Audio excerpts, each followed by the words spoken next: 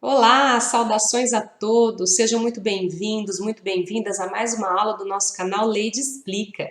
E hoje daremos continuidade à matéria da disciplina de Direito Empresarial 3. Logo, essa aula é voltada especialmente aos alunos do sétimo semestre do curso de Direito do ISCA Faculdades, o que não impede, o que eu ressalto sempre, que outras pessoas que tenham interesse também assistam. Afinal, o objetivo do canal é justamente esse, compartilhar conhecimento, compartilhar vídeos e informações sobre o direito. Bem, vamos começar a nossa aula tratando hoje de mais um contrato mercantil. Lembrando, estamos estudando contratos mercantis ou empresariais, que são aqueles celebrados entre empresários. Nas últimas aulas tratamos aí já de contrato de representação comercial, falamos do contrato de factoring e hoje daremos continuidade tratando do contrato de distribuição. Vamos lá? Vem comigo, vamos para os nossos slides. E começando então o contrato de distribuição. Vamos lá. Primeiramente, já ressaltei, contratos mercantis ou empresariais são aqueles celebrados entre empresários. Temos empresários em ambos os polos da relação. E o conceito de empresário é um conceito legal que se extrai do artigo 966 do Código Civil. Segundo o artigo 966, que vamos aproveitar para ler, porque é sempre bom rememorar, recordar alguns conceitos importantes. Empresário é aquele que exerce profissionalmente atividade econômica organizada para a produção e circulação de bens e serviços.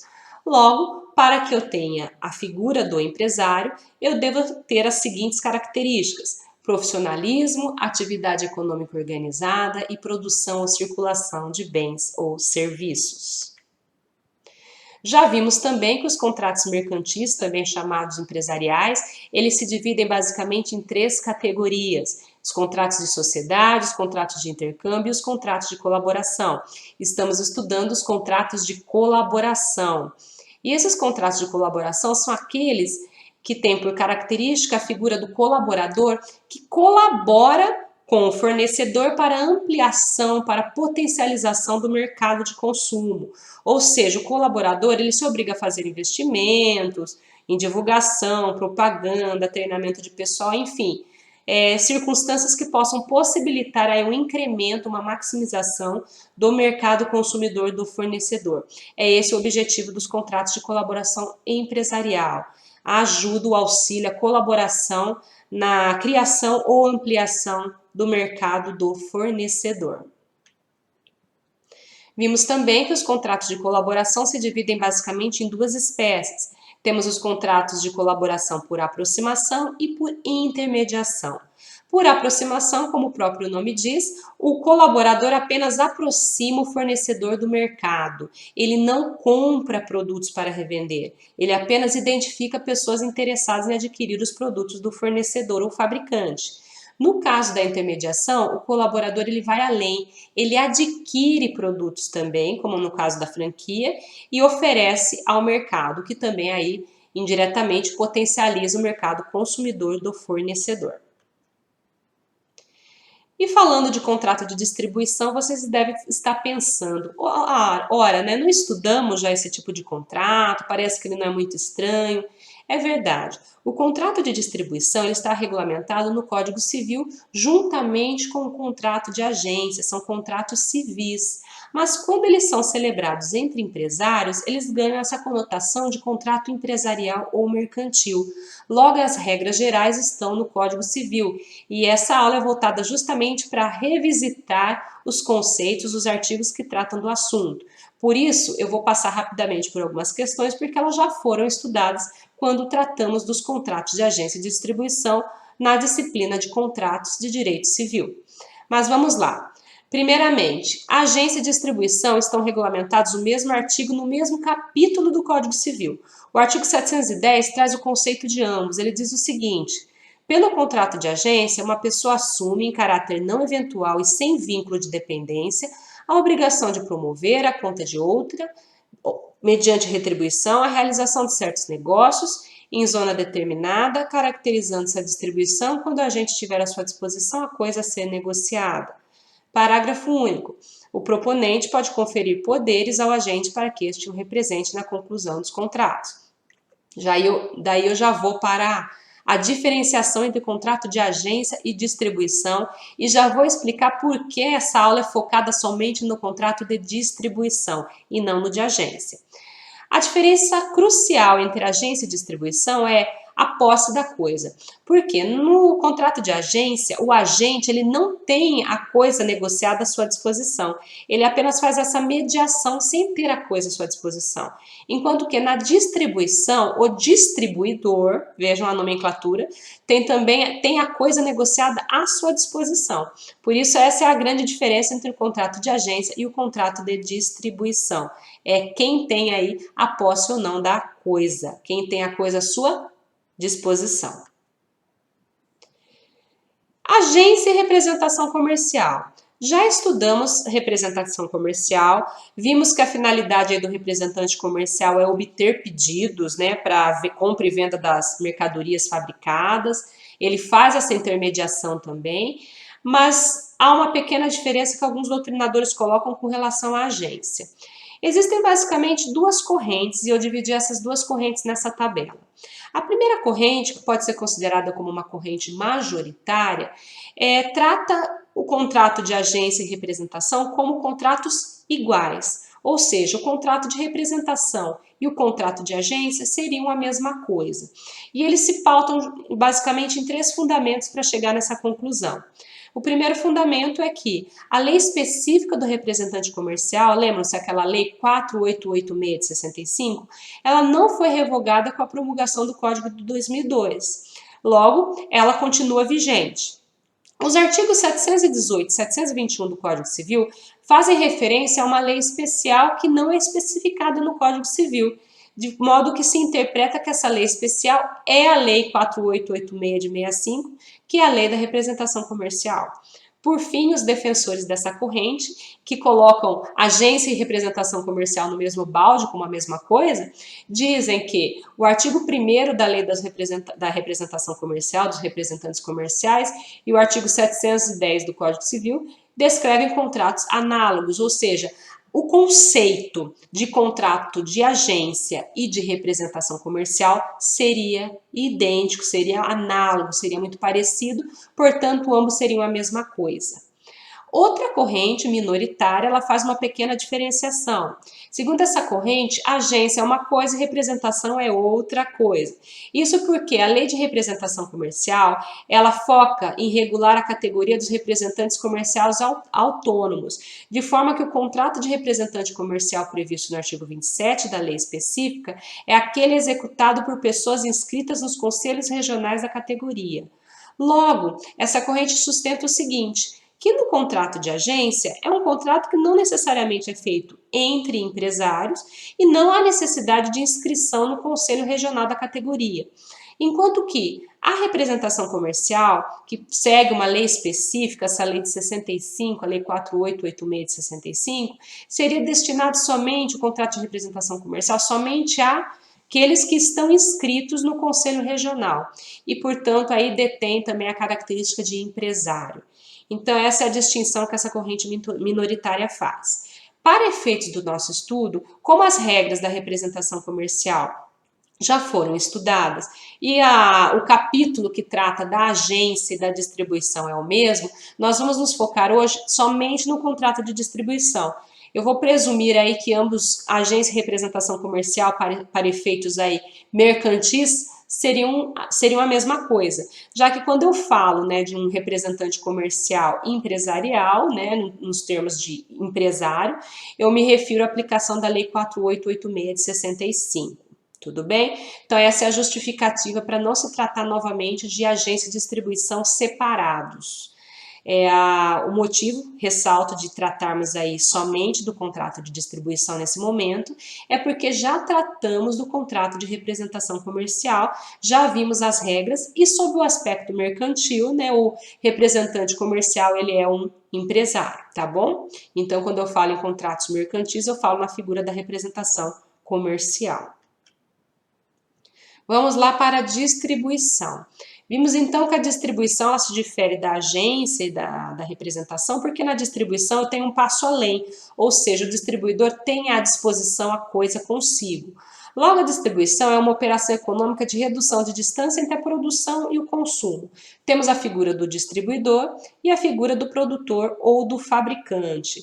As duas partes, elas realizam compras e vendas reiteradas, aí até a questão da habitualidade, né, da atividade econômica organizada, característica aí do empresário. A frequência nas compras passa a gerar vantagens especiais entre as partes, como determinação do preço, meta, fretes, etc. E as partes devem delimitar uma zona geográfica de atuação. O Código Civil ele estabeleceu poucas regras para o contrato de distribuição, de modo que há uma ampla autonomia para as partes. O contrato de distribuição ele é um contrato típico, ele tem previsão na lei, tá? Mas as partes elas têm autonomia para fixarem outras regras, como por exemplo, quantidade mínima de aquisição ou venda, margem de preço, exclusividade geográfica, prestação de assistência técnica, partilha de custos, publicidade, degustação, enfim, são cláusulas que não atentam, lembrando, sempre que falamos em contrato, precisamos nos ater aí, prestar atenção nos princípios contratuais que se aplicam a todos os contratos, norma geral. Logo, se não há ofensa a normas de ordem pública, boa-fé e função social, as partes podem prever cláusulas aí de acordo com a sua negociação, a partir da sua autonomia privada, tá? E no caso de omissão, né, no regramento do Código Civil, podem ser aplicadas as regras do mandato e da comissão, que sejam compatíveis. É o que dispõe o artigo 721 do Código Civil. Logo, eu não falo, no caso de contrato de distribuição, na aplicação subsidiária da lei que trata da concessão mercantil. Por expressa disposição do Código Civil, eu aplicarei aí as regras do mandato e da comissão naquilo que houver compatibilidade. O Pablo Stolze, ele fala que o contrato de distribuição é um negócio jurídico em que uma pessoa física ou jurídica assume, em caráter não eventual e sem vínculo de dependência, a obrigação de promover à conta de outra, mediante retribuição, a realização de certos negócios em zona determinada, tendo desde já em sua detenção a coisa objeto do negócio. Vejam que o conceito é muito próximo do conceito da finalidade da representação comercial, não é mesmo? O que muda aqui é que a coisa, né, a coisa objeto do negócio está em poder aí na detenção do distribuidor, diferente ali do representante comercial, que não tem ali a posse, a detenção da coisa. Importante mencionar que se fala aqui caráter não eventual, é claro, nós estamos falando aí de um empresário, e sem vínculos de dependência, tá? Quando eu falo sem vínculo de dependência, é sem vínculo de subordinação, por exemplo, trabalhista. Então, há uma certa autonomia por parte do distribuidor. Quando eu falo em caráter não eventual, eu falo que aquilo não é uma única operação, né? Algo que tem um caráter de habitualidade. Até aqui consta que a distribuição ela pode ser considerada uma evolução do contrato de representação, porque ela dá aquele passo além, é um passo a mais, eu tenho a detenção da coisa. Se faltar a distribuição, aproximação, último requisito, ou seja, se não estiver, o distribuidor não estiver com as mercadorias em mãos, o contrato é denominado agência. Já vimos então a diferenciação entre agência e distribuição. A distribuição e a agência são contratos típicos, regulamentados pelo Código Civil, e lhes é inerente a definição no escopo do contrato de uma base territorial para identificação do mercado em que as partes manterão a colaboração.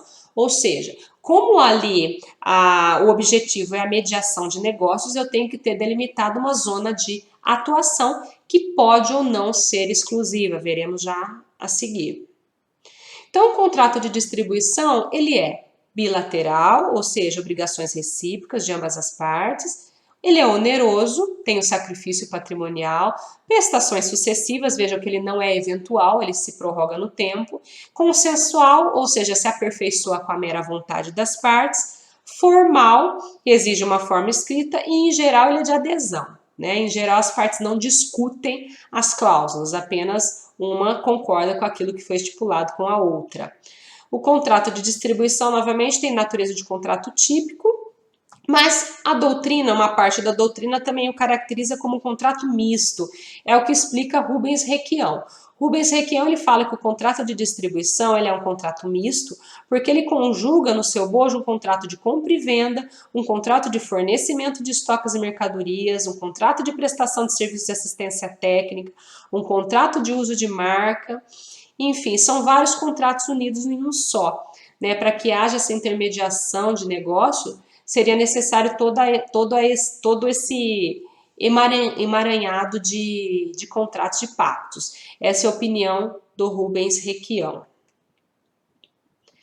No contrato de distribuição, a regra é a exclusividade de zona de atuação. É o que dispõe o artigo 714 do Código Civil. Ele diz o seguinte: salvo ajuste, vejam, é permitido um ajuste em sentido contrário. Mas se esse ajuste não existir ou se o contrato for omisso, eu presumo que o agente ou distribuidor terá direito à remuneração correspondente aos negócios concluídos dentro de sua zona, ainda que sem a sua interferência. Ou seja, há uma exclusividade do distribuidor naquela zona de atuação. Então, todos os negócios concluídos naquela zona, ainda que não tenham a participação efetiva do distribuidor, serão revertidos a ele, a remuneração será revertida a ele. E o 715 prossegue, né? Ele fala: o agente ou distribuidor tem direito à indenização se o proponente, sem justa causa, cessar o atendimento das propostas ou reduzi-lo tanto que se torne antieconômica a continuação do contrato. Então, o proponente ele deve se abster de realizar negócios na área de atuação do distribuidor, né? Justamente por uma questão de boa-fé. O distribuidor ele tem aquela zona de atuação e ali ele deve atuar exclusivamente como regra, tá? Se isso não for a regra, deve ser ajustada no contrato. Temos aí vários direitos e obrigações, assim como temos em todos os contratos. Lembre-se que é um contrato bilateral, são direitos e obrigações recíprocas. Temos o 711, que fala que salvo ajuste, muito importante grifar, ou seja, há uma possibilidade de ajuste em sentido contrário, o proponente não pode constituir ao mesmo tempo mais de um agente na mesma zona, né? A exclusividade com idêntica incumbência. O agente 715, o agente ou distribuidor tem direito à indenização se o proponente, sem justa causa, cessar o atendimento das propostas ou reduzi-la, tanto a que se torna antieconômica a continuação do contrato. 717, ainda que dispensado por justa causa, terá o agente direito a ser remunerado pelos serviços úteis prestados ao proponente, sem embargo de haver este perdas e danos pelos prejuízos sofridos. Então, ainda que haja justa causa por parte do distribuidor ou do agente, as regras estão no mesmo capítulo, ele deve ser remunerado pelos serviços que ele prestou, serviços úteis, sem prejuízo aí de ser acionado por perdas e danos, caso haja prejuízo. 718. Se a dispensa se der sem culpa do agente, terá ele direito à remuneração até então devida, inclusive sobre os negócios pendentes, além das indenizações previstas em lei especial. 719. Se o agente não puder continuar o trabalho por motivo de força maior, terá direito à remuneração correspondente aos serviços realizados, cabendo esse direito aos herdeiros no caso de morte. E 720. Se o contrato for por tempo indeterminado, qualquer das partes pode resolvê-lo. Lembre-se, ninguém está obrigado a se manter numa pactuação no contrato eternamente. Mas, nesse caso, no contrato que não tem prazo indeterminado, deve-se dar um pré-aviso, um aviso prévio de 90 dias, desde que transcorrido o prazo compatível com a natureza e o vulto do investimento exigido do agente.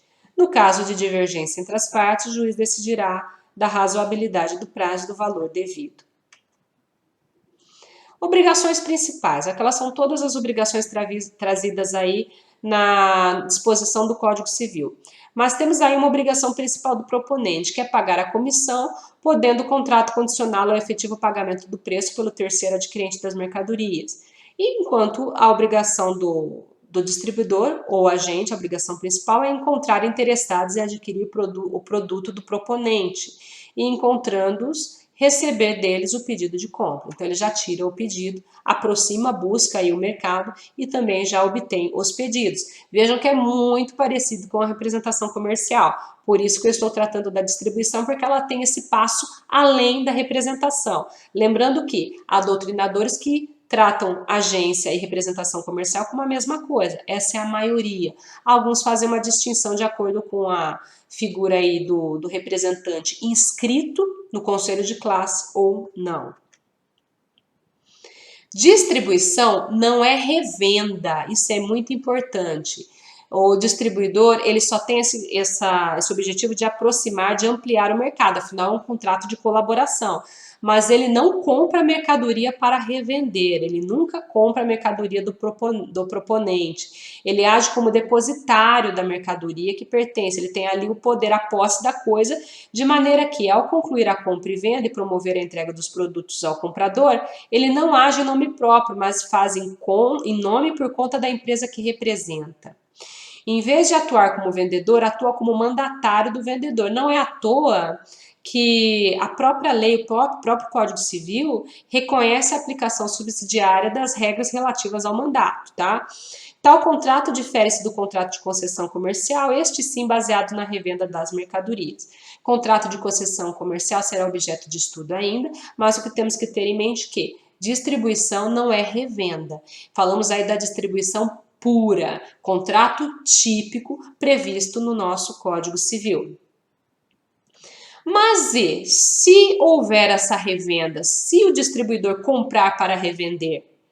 Trata-se do que a doutrina chama de uma distribuição intermediação. Lembre-se lá da classificação dos contratos de colaboração. Temos os contratos de colaboração por aproximação, quando não há compra para revenda, apenas aproximação do mercado consumidor, e o contrato de colaboração por intermediação, quando há uma revenda. O contrato de distribuição típico previsto no Código Civil, ele é por aproximação, tá? Não há compra para revenda, há apenas ali a detenção provisória da coisa, a posse provisória da coisa. No contrato aí atípico, nessa distribuição e intermediação, quando o distribuidor compra para revender, nós chamamos de contrato atípico. Não é um contrato sujeito às regras do Código Civil. É um contrato aí fora das regras do Código Civil, não se submete a essas regras que estamos falando, tá bom? Não se aplica o Código Civil. É o que está aqui. Quando presente essa característica, não se aplicam as regras do Código Civil sobre agência ou distribuição, pois nem sempre essas são compatíveis com a estrutura e função econômica dos contratos atípicos, que vierem a ser formalizados em regime de distribuição e intermediação. Lembrando sempre a classificação dos contratos. Temos os contratos típicos ou nominados, que são aqueles que têm previsão na lei, e os atípicos ou inominados, que são aqueles que são fruto aí da criatividade humana, da criatividade dos contratantes, dentro sempre daquela autonomia privada, aquela autonomia da vontade com limites. É possível criar um contrato atípico que não tenha previsão em lei, estipulando cláusulas específicas? Sim, e é possível fazer essa espécie de distribuição, que é uma distribuição que poderíamos chamar de impura, né, se assim podemos falar, porque é uma distribuição que não é aquela pura prevista no Código Civil, é uma distribuição comum entre os distribuidores de combustível, postos de abastecimento de suas bandeiras, fábricas de cerveja, atacadistas. Ele existe na prática. É bom termos em mente que ele existe na prática comercial, mas ele não é um contrato típico, ele não se submete às regras do Código Civil. Logo, as regras que envolvem esse tipo de contrato são fruto da autonomia privada da vontade, ou seja, as partes estipulam as regras cabíveis ali. Lembrando sempre daqueles nossos limites, normas de ordem pública, boa-fé e função social. Esses limites devem ser sempre observados. Mas se esses limites forem observados, não há problema de se fixar ali normas diferentes. Por exemplo, posso fixar uma norma diferente quanto à exclusividade, quanto a consequências no caso de rompimento do contrato, por justa causa ou sem justa causa, justamente porque é um contrato atípico que não possui uma disciplina legal. E o fim do contrato, né, quando o fim do contrato decorrer de resilição unilateral do agenciado, sem culpa do distribuidor, aquele fará jus às comissões dos negócios por ele promovidos e não pagas, como também aquelas devidas ultimamente e ainda pendentes de conclusão por parte do agenciado.